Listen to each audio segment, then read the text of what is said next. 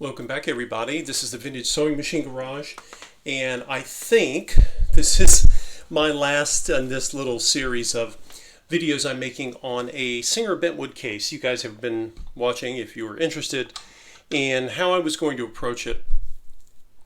And you have different options. You can try stripping cases and sewing tables. Some people do. I'm not a fan of totally stripping and refinishing. My clients are not necessarily interested in it. It is extremely labor intensive, and I like preserving when I can. Now, sometimes you have something that's so far gone, you don't always have a choice. But and I'll be talking more about that on my Necky sewing table because the surface is so rough because it was abused so badly. This one here is really more has just sort of I guess you could say it's kind of weathered. The shellac or lacquer coating is mostly gone, and I had thought about maybe redoing this with new shellac, but I decided not to. I wanted the color to be even, and when you use a product like Restore Finish, which you guys saw in the other video, it gave me a really wonderful restoration of the color, but then the oils in that product will prevent a shellac or lacquer from sticking according to the directions. So. But what I am going to do is we're gonna put some feed wax on it, which traditionally furniture needed to be waxed because whether it was shellac or lacquer or some other finish, the waxes have oils in them and it feeds the wood. In fact, this is by the same company, Howard. It's called Feed and Wax, and what that really means is it's going to feed the wood. Well, why do you need to feed wood? What is wood hungry for? Wood is hungry for oils, especially when it's old. And wood can become brittle and even more brittle as it ages, and its natural oils, which take many, many years to evaporate, depending on where it's stored and it's in direct sun or what have you. But anyway, it's really good because it can help keep the wood pliable for as long as possible. And don't forget that these bent wood covers, like this you see here, and even any of the other surfaces, or many of the surfaces of sewing tables have veneers on them, and veneers are gorgeous, but you need to care for them. So before I start putting on the feed wax here, I wanted to mention to you guys, you may recall that I had, this case has all of its corner blocks, which it needs for stability and reinforcement. All good furniture, I believe, has that. But I was missing these little risers, if you will. You have the blocks, and then there's a little riser, and there's a piece of wood here that's rounded for the edge of the sewing machine. Well, over here I didn't have that. And I thought, well, I actually, if I had any cork, I could have used that, but I didn't. But I had a scrap of some leather, and I chose to, in the other video, to cut 2 layers of that leather instead of trying to find a thicker leather because it's just easier to trim this. And I used just the Elmer's Pro Wood Bond glue. It's not just Elmer's wood glue. They have one called Pro Bond. It's really strong. And it actually worked fine. I had to check it to see if it would even work with leather. So now I have, and I just I had to just eyeball the shape. It wasn't that hard. I have kind of this little oval shape. And now I have I wanted this level, right? I needed it to be level. So if you look where the original, you can see the little space here. It looks like a little less than 1/4 of an inch between the edge, the rim, and the first drop down there. And I have about the same amount of space on this side. Now, this is really sort of getting into the weeds and minutia here. But for appearance's sake, and it's purely appearance, if my leather had been dark brown, I probably wouldn't do anything else to it. But you can do different things. I actually I'm going to have to get a new set. This is one of the last of my, these are touch-up markers that are made to touch up scratches on furniture. And it's a solvent-based marker. It's brown. Or if you don't have that, this is a very dark brown color. I have Sharpies. Maybe you could use a Sharpie or basically anything you want to, or you don't have to do anything at all, actually, because the machine's going to be sitting on top of it. But I thought I would just kind of show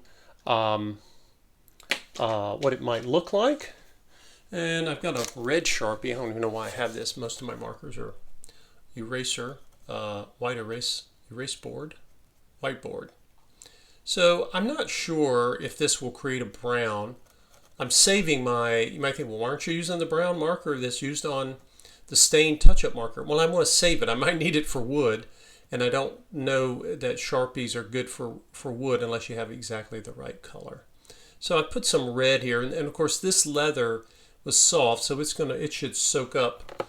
Bear with me, I know it it looks bad right now, but the leather will take this. The Sharpies are very, you know this if you've ever gotten Sharpie ink on something, it can really stain.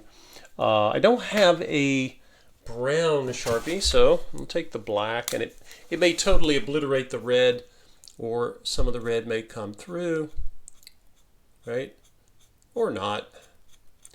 Again, this is not critical. You don't even have to do any color change at all. It's really, you know, when you're talking about aesthetics do matter, but they mostly matter on the areas you see, right?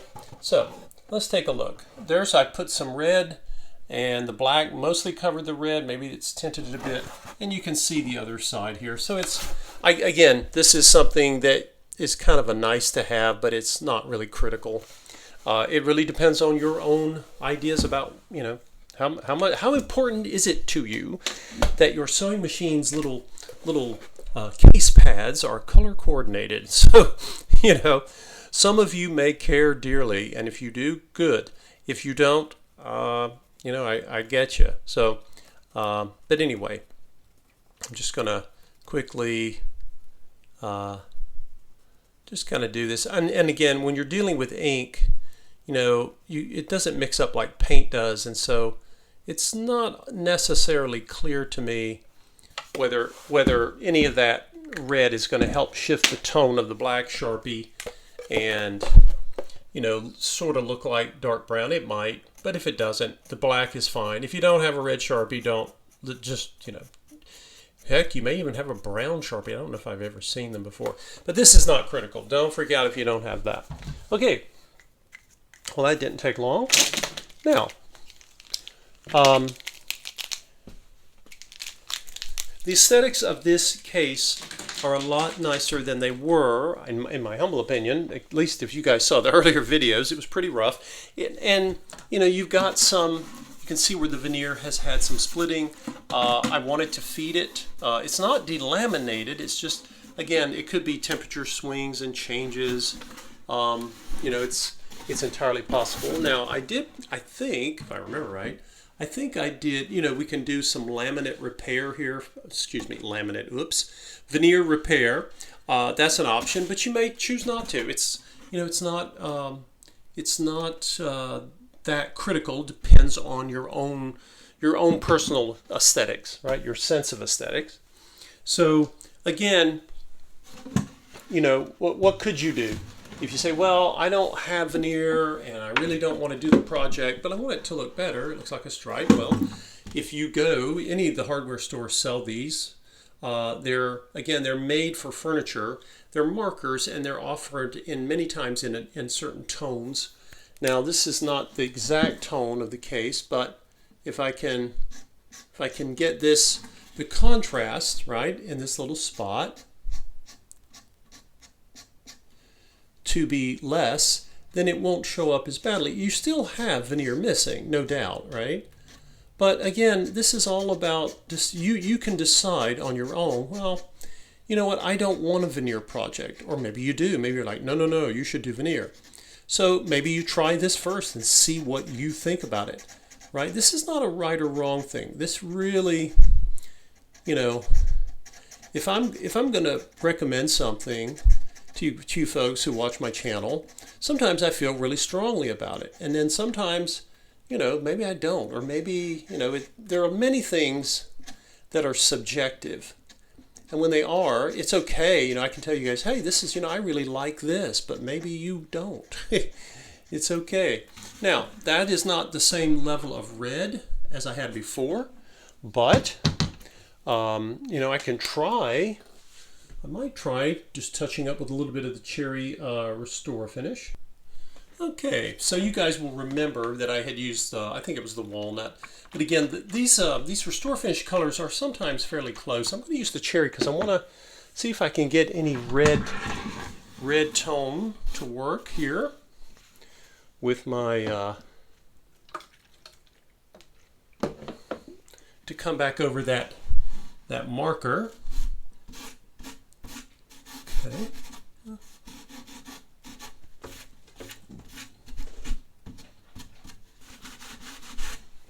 Okay, now that's not restored. It is not, I've not replaced the veneer, but it is, I think it certainly blends better than the lighter color, which you were seeing the base of the cabinet, right? You have the wood, and then to get those beautiful patterns, they would use veneers. Now, once this dries, you know, I can go back. That glue works strongly. If I really want to, I could certainly try to put in a little piece of veneer. But again, this is optional. So, you know, when we restore things, you conserve them or you restore them. It's a very gray area, right? You can have many different ideas or opinions about, well, what you should do is, and that's okay. I'm just showing you guys one way. I have attempted veneer repair before, didn't know much about it, and I was kind of sort of okay with it. I'm trying to remember, I think it was on a treadle table I had. And I think it looked better than it had before. It was not a professional veneer work. There are people who do it professionally and are quite talented, and they have a skill set that I don't have. But anyway, if this video helps to at least you know, get us thinking about what are the options, you know. You know, you watch somebody doing something on a video, and then you kind of decide what you're going to do. That's really always, all of us have that prerogative. Okay, so I have, this is an old, I'm trying to remember which machine I tested this on. This is a old test stitching sample. I test the stitching of all my machines before they're sold. So I'm going to come back again. The feed and wax is like, it's like furniture polish and wax, but again, I don't know what it contains, but I suspect that it has wax, oil, and solvent in it, right? And it certainly gives it a sort of a deeper luster, right? A richer luster, and whether that matters or not is, you know, to you is one thing. But this stuff, this material, or this stuff this feed and wax product has a different purpose. It also is there to help, like I say, you're basically, it's like when you put lotion on your skin, and these oils help to restore that. It's you know, it's not perfect, but it can help to, not only for aesthetic purposes, and again, that's always, aesthetics are very subjective, but it can help in the sense that, looking for my, where I had this on here, it can help in terms of preserving the item. You know, the fact that something can be preserved is one thing. I mean, that's actually more objective. The subjective part is, do you want to? Applying the feed and wax product is not that difficult. Here's a little place down here, right? I'm going to use my brown marker in this little section just to fill in, and I'm blending the color, right? I'm not replacing that piece of veneer. Again, it's certainly a project that could be fun. You may know people who not only build new versions of these, maybe they restore them, you know, in a more professional way, because they have a skill set that allows them to be able to, you know, overhaul things like veneers. And, you know, you may ask yourself the question, well, how bad is the veneer? You know, is it scuffed?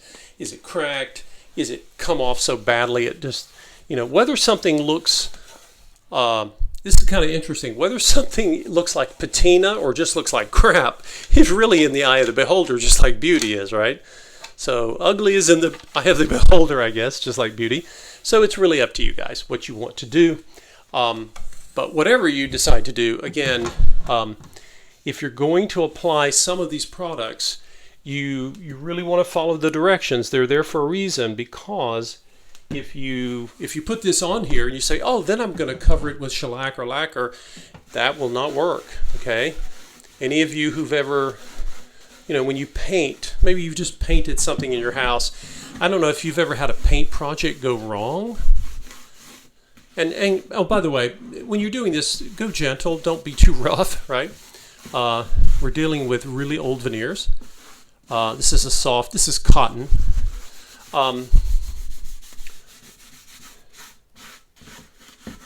As I was saying, if you've ever had a paint project that went really wrong, and you may have called the place where you bought the paint and said, what is happening? They probably asked you, did you read and follow the directions? People don't always own up to that, but some people are excited. They get in a hurry. And sometimes you need a darn magnifying glass just to read the directions because they've got everything, crammed on to a bottle or a package. But take time, guys. If you're going to go to the trouble to do something, any kind of project, why not take your time being extra gentle over these decals, right? I don't want to lose those. You guys remember when I was applying the Restore Finish, I actually took a cotton swab because of the high solvent. I haven't done that here, but again, I'm just being extra gentle, right? That decal may have been there since 1940 something, and it's tired, so we want to give it the benefit of the doubt. Okay. And so, as you can see, and you may have seen this in any of the other videos you might have watched on my channel where I'm talking about, you've seen me applying products like Restore Finish or Feed and Wax. And you may have your own polish and wax that you prefer. This is not the only brand.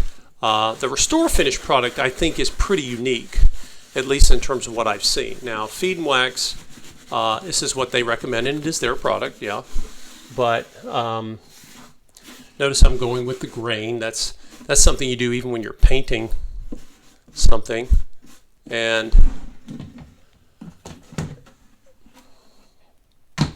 if you notice you can see what looks like a discoloration here. That's actually the old, or what's left of the old shellac or lacquer.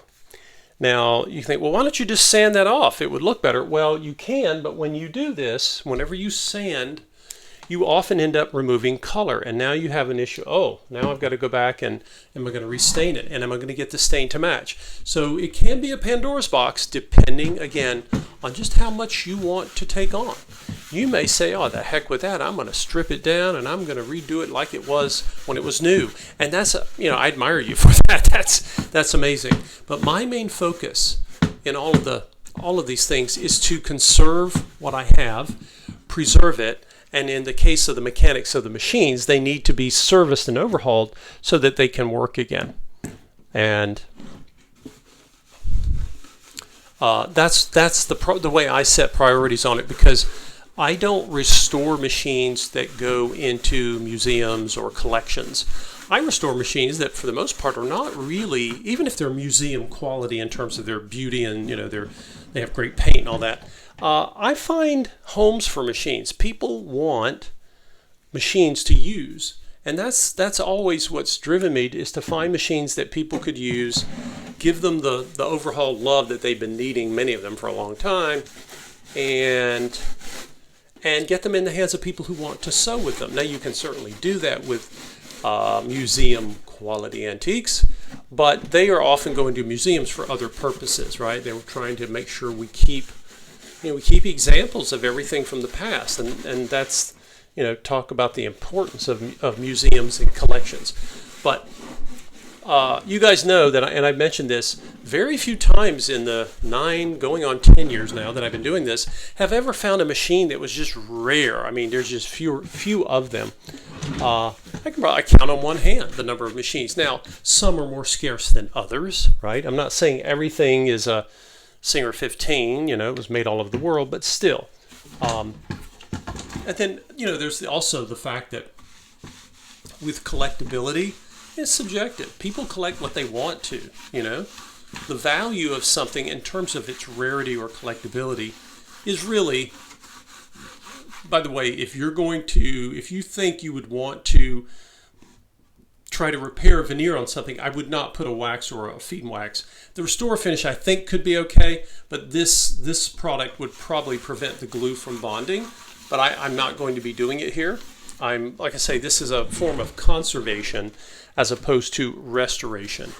And when I first started doing this, I kept calling it restoration because the machines are often restored mechanically.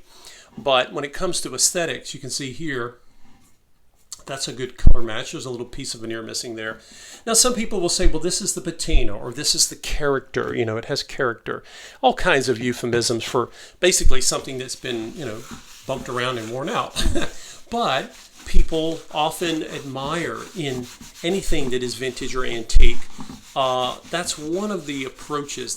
People look at it and say, oh, well, yeah, but this is a reflection of its life. You're seeing the history of its use. And again, we're getting into very, very subjective ideas. So if you guys think that if you have one of these, you would prefer to strip it down and totally restore it, I completely get that, and I don't disagree. It's not an either or, but more of a you have a number of options, and it's really your machine, your sewing case, your sewing table. It's your decision, right? And it's so I don't want you to. I never want to suggest, oh, there's only one way to do it, and that's the way this guy's doing it. No, there are many ways. So I'm going to let this soak in for a bit, and we won't watch it sit for the video. But then when I'll probably leave it just for a couple of hours, give it a chance to soak in. I can leave it overnight if I want to, and then I'll come back with another rag that I wasn't using to apply it, and I'll come over and just remove any of the excess, and then we'll be ready to put the Singer 201 back into the case. We've gotten hinges for our case. We've had to I fortunately had the hinges, had to fix this piece here. But again, this is not bad. I've seen cases that were completely destroyed. They were mishandled so badly. But anyway, stay tuned for the next video. We're going to put the 201, my last machine of 2020. It is going to go into the case, and then we of course will do a debut video for the Singer 201, and it'll be a nice send-off for the year 2020. It's been a tough year for many people, and I think just listening to a Singer 201 run is music. It's music to my ears, maybe to yours too. Thanks for watching, everyone.